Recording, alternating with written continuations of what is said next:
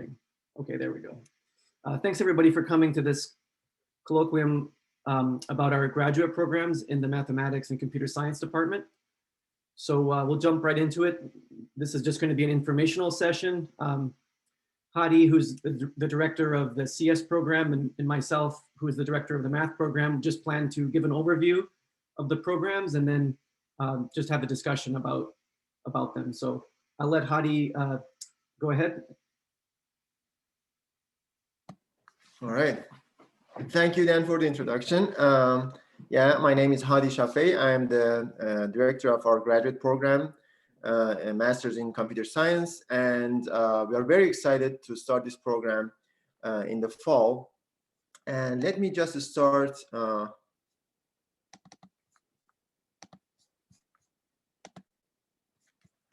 by telling you that why should someone even think about getting a master's in computer science? Because you might think that with a bachelor's in computer science, you can get a good job. So why bother staying at the school for 2 more years?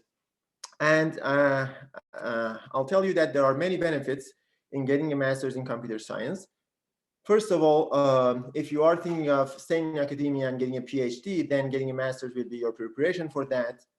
If you are thinking of getting a job in industry, then there are also many benefits in having a master's degree. For example, that gives you the competitive edge that you need when you're competing for, jobs as an applicant. It also, in many companies, for jobs that requires some work experience, they consider having a master's degree a replacement for work experience. Also, when you get your master's, you become an expert in some area, say artificial intelligence or network security or something like that. And that means that when you are applying for jobs, you can apply for jobs that are in those areas, which means that jobs that are more interesting than your entry-level jobs. And in particular, if you're thinking of like leadership positions, then also having a master's can be very beneficial in that sense too. And if all of this, does not convince you, then I, have these 2 6-figure salaries that, might convince you. If you are a research scientist in computer science, then your average income will be, 122K. And similarly, for a software development engineer with a master's degree in computer science, we are looking at those numbers. So to be more precise, having a master's degree in computer science on average increases your income by 21%. So that kind of justifies staying in school for 2 more years, that jump in the salary, which is much more than the jump in like other disciplines. So that's another very good reason to get a master's in computer science. And the job outlook for CS looks excellent at the moment. So 15% increase in the job market until at least 2028, which is very promising for people who are in this area and they're intend to look for jobs in the near future. So that's like an overall motivation of why should we think about getting a master's in computer science. Now let me dive into our own program and tell you a little bit about our program that we are going to start in fall 2021. So we have 2 possibilities for our students. When we were designing this master's program, one of the main things that I had in mind was flexibility. So we have 2 paths that the student can take. We call them plan A or plan B, or you can call that thesis or project based. The big difference between the 2 is that for plan A, you have to write a thesis at the end and defend it. And that means that it's more research oriented, it's more focused on research. But plan B is more suitable for people who want to get their master's and then get a job in industry. So it's project based. So instead of a thesis, you do a project at the end, which will be something similar to the senior project that we have for our undergrads, of course, to a greater extent. But that's the big difference. Overall, both of them require 32 credits of coursework. For plan A, 8 of that will be research and thesis. For Plan B, 4 credit will be for project. The rest of it will be coursework. And for the coursework, we have 2 courses that are required for both Plan A and Plan B. Advanced algorithm design, that's one of the core courses in like any computer science program, any graduate computer science program. And also a seminar in computer science, which gives you many useful skills, whether you want to stay in academia or you want to go to industry. Skills like, you know, presenting your results or writing scientific manuscripts and things like that will be discussed in this course. And besides these 2, we have 5 categories that the students pick 3 out of 5 from those categories, and they have to take 1 course from each one of those 3 categories that they chose. And we call these the breadth requirements. And here are the 5 categories. So we have software, networking, AI, theory, and programming languages. And as I said, both for Plan A and Plan B students, they pick 3 out of 5 and take 1 course from each category that they chose.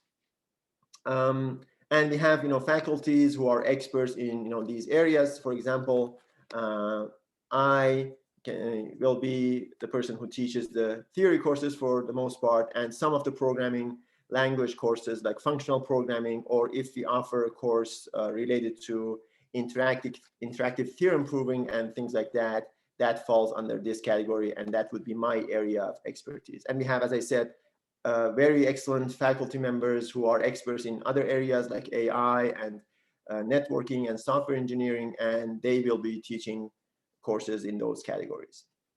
So 3 out of 5 for the breadth requirement. And for the research core courses, for Plan A students, for students who intend to, you know, mostly to stay in academia, maybe get a PhD after the master's degree, they have to do more in terms of research. So they take 2 courses, research in computer science and thesis in computer science, and they write a thesis and they defend it. And for students who want to get their master's degree and then move to industry and get a job at a company, then for the research core, they take the project in computer science course and they do a project at the end of their program.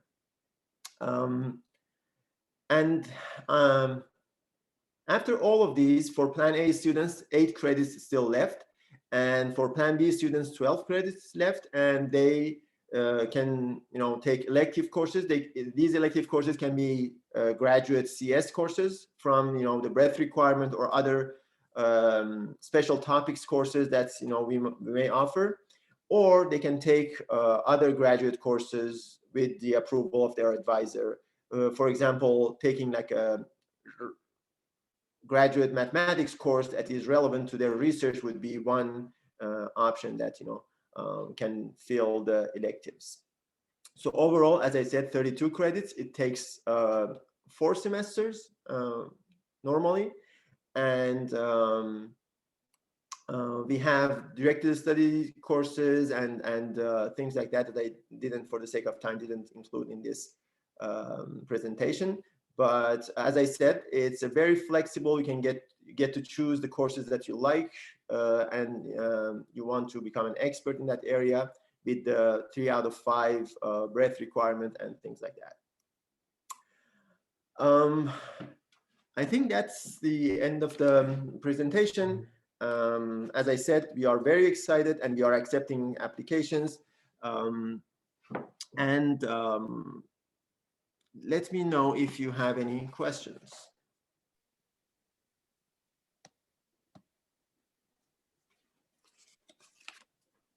Yeah, I think we should discuss the computer science program for a little bit.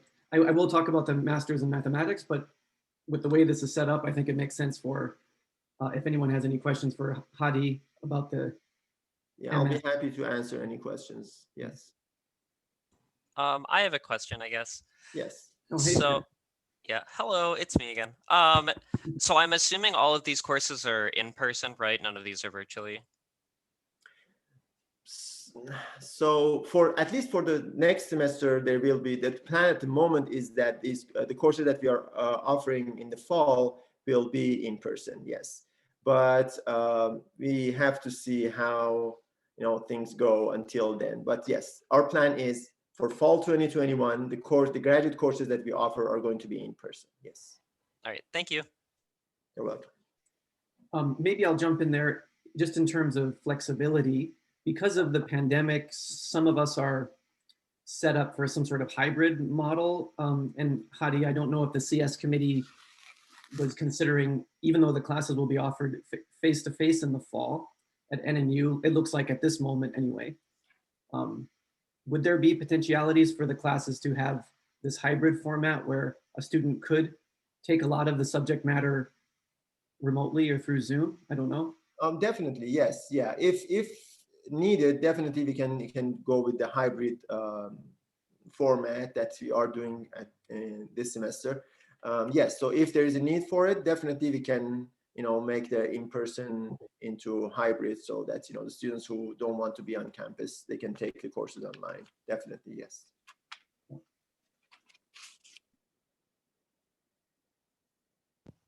Hey, Hadi and Dan, I have a quick question. So this seems to break out to like 2 courses a semester. Does that seem about right? Yes, yes. So 8 credits per semester. That's the normal load for a master's program. Yes. And would these classes be like during, like after, like 5, like after work hours? Not all of them necessarily. Again, it depends on the needs of the students, but at the moment, no, this is not like a program that will be only in the evening. But yes, if needed, we can offer some courses in the evening too. But probably not all of the courses, no. Yeah, the same goes for, I guess, our Masters in Mathematics program. We don't really have the flexibility at this moment to offer a schedule where they're after hours, after work hours, like in the evenings and stuff like that. I think both of these programs are, at this moment, incepted to just be kind of traditional time slots during the day.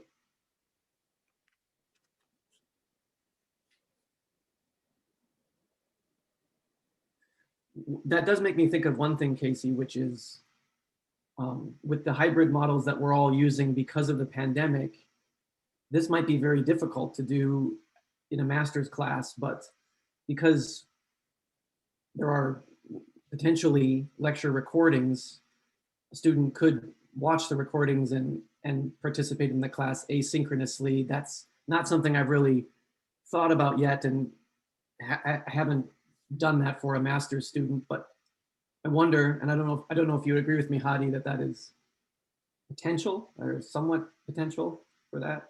It is a possibility. Again, just like you, we haven't thought about it, but we can give it a thought and see if we can make that work too. Yes, it's definitely a possibility. Yes. Sweet, thank you. Yeah, I was just thinking about the kids that, like myself, that go and get jobs after they get their bachelor's and then they want to come back for their master's, and it might be, I mean, I can work it out, but I'm like, for other people, it might be a little difficult. No, it's a good point, Casey, Yes. for sure.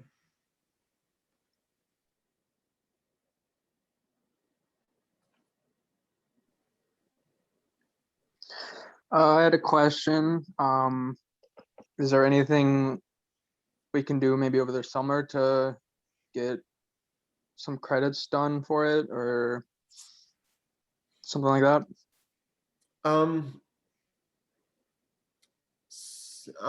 Yeah, so definitely we have the potential for that. An easier option would be doing a directed study with a professor. So you find someone, and then who find a professor who is interested in teaching during the summer, and then you can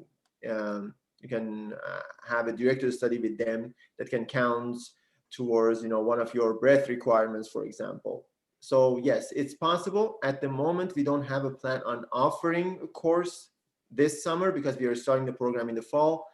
But if needed, definitely, it can be a directed study, which will be a replacement for any requirement, your electives or your breadth requirements, or even the core courses. Yes, so that is a possibility, and that can boost up. Instead of like 2 years, maybe you can finish in like a year and a half or something like that, if someone wants to do that. Yeah. Another point on that, Xavier, would be, I mean, it's never too early to start your research work, your project in a master's program. So if you were serious about the program and had a project in mind, as long as you were communicative with the professors in the program about the legitimacy of the project as a master's thesis, you could begin working on it this summer. Maybe that's a little bit difficult given that you haven't done the coursework yet, but not all the time is the research work exactly correlated to the coursework. So that's another option. I don't know, what do you think, Hadi? Yeah, that's a very good point. Yes, absolutely. So at least you can get an idea of, the kind of things that you want to work on for your research, and at least start maybe. Yeah, so that's definitely another option for doing some work during the summer. Yes. Great questions. Anything else for CS?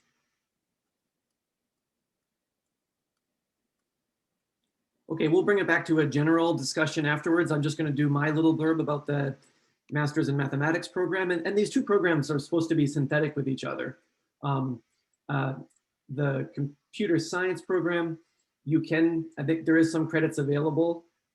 You were mentioning to take a 500 level mathematics class in the program that I'm about to describe, so that there could be some synthetic stuff going on. In our program, we have a class called Topics and Foundations, which is the foundations of, can be broadly understood as the foundations of mathematics and computer science. So there's a potential overlap in that regard as well. So let me jump into a description of this program here and make sure everyone can see it okay. So I'm sharing my slides. Can everyone see that okay? Okay. Okay, so this program was created in 2000. We started in fall 2019, so it's had basically by this April, it'll have been running for 2 academic years, and we'll have our first group of graduating students. We have 5 students graduating this April and May, so we're very excited about that. Why can't I? There we go. So I'll start just like Hadi did. Why would you consider this? Well, perhaps mathematics can't necessarily boast the 6-figure salaries to the degree that computer science can. But nonetheless, obtaining a master's degree does give you a leg up in any applicant pool, in any job search that you're engaged in. It's an intellectually stimulating environment where you can work on some stuff in mathematics. One particular track that many students are interested in is moving up through these professional actuarial exams. So if you have an interest in actuarial science, working in the insurance industry, there are these difficult exams. And this master's program gives a mechanism for a student to do that. It gives you a stimulating environment where you can research some advanced mathematical topics and compose a thesis. You can prepare for PhD programs in mathematics if that's of interest to you.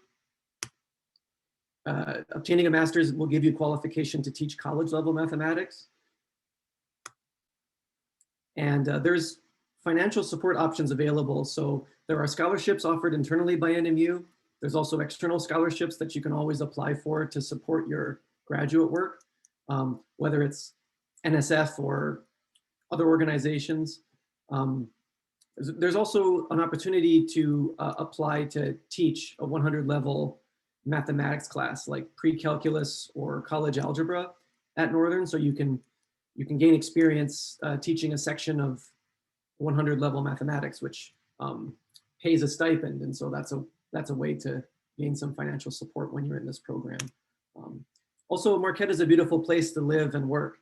So of course I have to mention that. Okay, so this is a description of the program itself in terms of credits. So there's 32 credits, just like the Masters in CS. There's 3 4-credit core classes. Advanced linear algebra is one of them.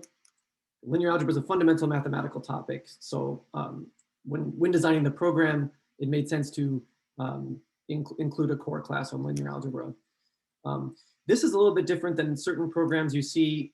There's real analysis and complex analysis are 2 areas of mathematics that generally are taught separately. But I think that the theorems in the principles and theorems in the 2 subject disciplines are close enough to each other that even though they're traditionally taught separately, I think it's quite helpful and interesting to sort of handle them both in one class. So we have real and complex analysis as one of our cores, and then topology, which is, I'm teaching it right now. It's a lot of fun. It's a wonderful synthetic interplay between algebra and space. Topos is Greek for space, and obviously logos is the study of, so topology is literally the study of space. Why is a donut different than a sphere? Why is that different than a donut with 2 holes? The mathematics of space is essentially topology and can be very interesting. So there's room for elective classes within this program. You need to choose 3 of these possible ones. So they're relatively flexible depending on the faculty member's expertise and interest who's teaching it. So there's topics in algebra. This could cover, depending on the faculty member's interests, things like ring theory, Galois theory, representation theory, so Lie groups and Lie algebras, or algebraic geometry. There's a lot of potential for what this can cover. Topics in geometry, which would be more advanced topics in geometry, so non-Euclidean geometric ideas, curvature, Riemannian geometry, subject matter like this. Could be possibly covering spaces in the fundamental group, which is a nice correspondence. Topics in analysis, which lets you go further in analysis, things like non-smooth analysis or functional analysis, once again, depending on the faculty member. This is the class that could lean towards computer science, depending on who's teaching it. The foundations of mathematics and computer science are incredibly related. So this could be about something depending on once again, depending, it could be about category theory, or it could be about type theory, or it could be about mathematical logic and the foundations of mathematics. This class is interesting in its own right. This would cover financial concepts, options and derivatives and how to price those options, Brownian motion, stochastic processes. This is more geared a bit towards students interested in actuarial science and studying for those exams, but it is mathematically interesting in its own right. And a graduate class in probability. Okay, so you would choose 3 out of these 6. I mean, there's also special topics which can vary, but you need to produce 3 of those. Then there's the research core, which is 8 credits. You basically spend 4 credits preparing a project and doing research on a thesis, and then 4 credits writing it up and finalizing it at the very end. And there's 3 streams in this program. There's the traditional thesis option, which is a student engages in research and scholarly work it culminates in a publishable manuscript that's defended to a 3-person committee at an oral defense. There's also the possibility for a project. Now, the idea here is not necessarily a traditional academic thesis, but some sort of interdisciplinary project. And this gives some flexibility for a student who's interested maybe in mathematical computer science or mathematical biology, where the final outcome is some tangible project, but it isn't necessarily a publishable thesis or a publishable manuscript. But there's still an oral defense where you have to go in front of your committee to justify and explain the project that you've done. Now, the students interested in actuarial science, this program gives a nice container for them to study and be mentored while they study for and look to pass 2 professional actuarial exams that they haven't already passed. So for example, this could be like the Society of Actuaries or the Casualty Actuarial Society's exams P and FM. P stands for probability and FM stands for financial mathematics. which the two elective classes in our program are designed to kind of focus on. So just to review again, why would you want to do a master's in mathematics? It's an intellectually stimulating environment where you can study for these actuarial exams or perform research in advanced math and write a thesis, prepare for a PhD. The qualifying exams of PhD programs involve the mathematics of topology, linear algebra, abstract algebra, and the classes in our program help a student to prepare for success in PhD programs around the country. And it gives you qualification to teach at the college level. And there's financial support available. And Marquette's, once again, Marquette's a beautiful place to live and to work. This is the link. You can just search NMU graduate mathematics. It takes you to an apply now link where you can fill out your information, and that's how to begin the process of it, the application process. So our program requires just transcripts from undergraduate institutions you've attended, all relevant transcripts, and 2 letters of reference. Okay, that's everything. So thanks for listening.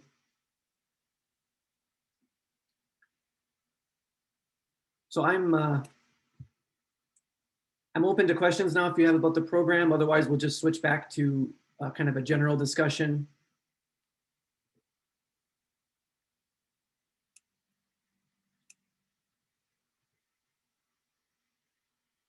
+1 for remote study in CS. I'm not local to the area. Yeah, Jim, that's a good point.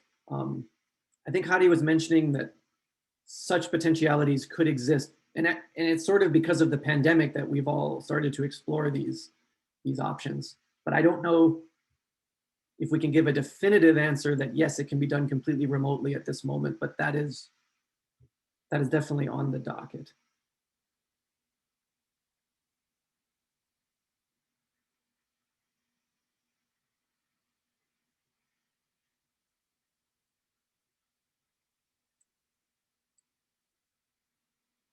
So does it make sense? Does anyone have any questions for us?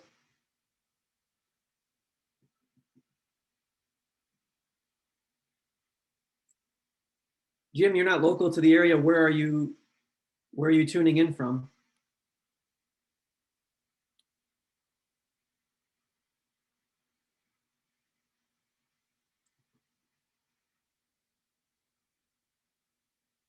I'm just curious.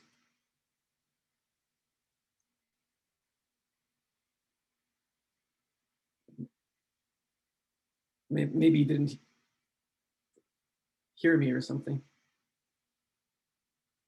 Well, anyway, if anyone does have any further questions about these programs, there's information on the website, the department website.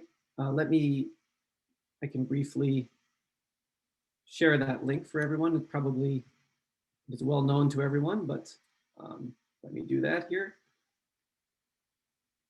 The Mathematics and Computer Science website here under the degree programs, there's this graduate programs link. So I'll put that in the chat.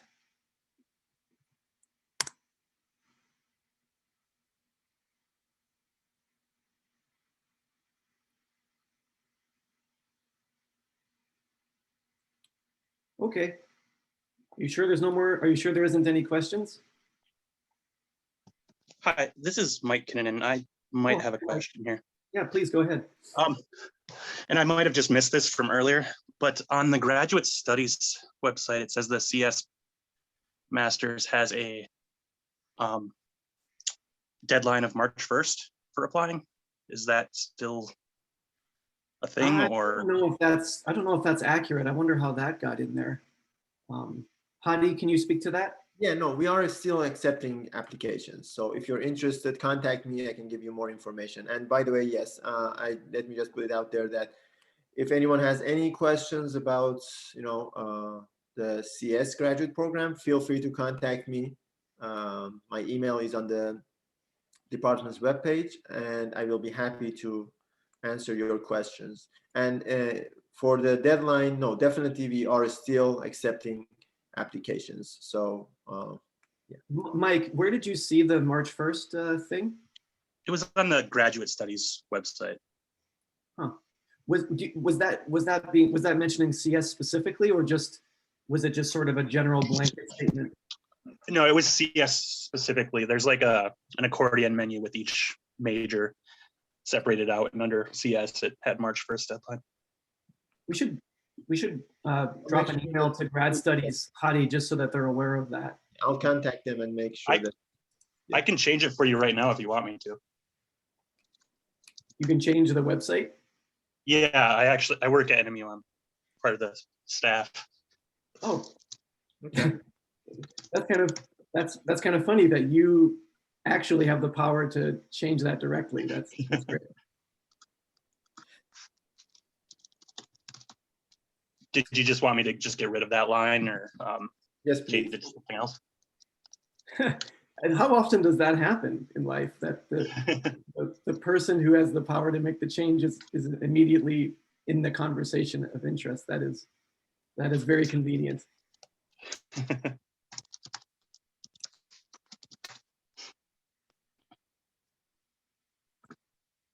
Okay, well, I think I will go ahead and just end the recording here. Thanks everybody who are listening, either in real time or in non-real time, watching this recording later. So yes, thanks.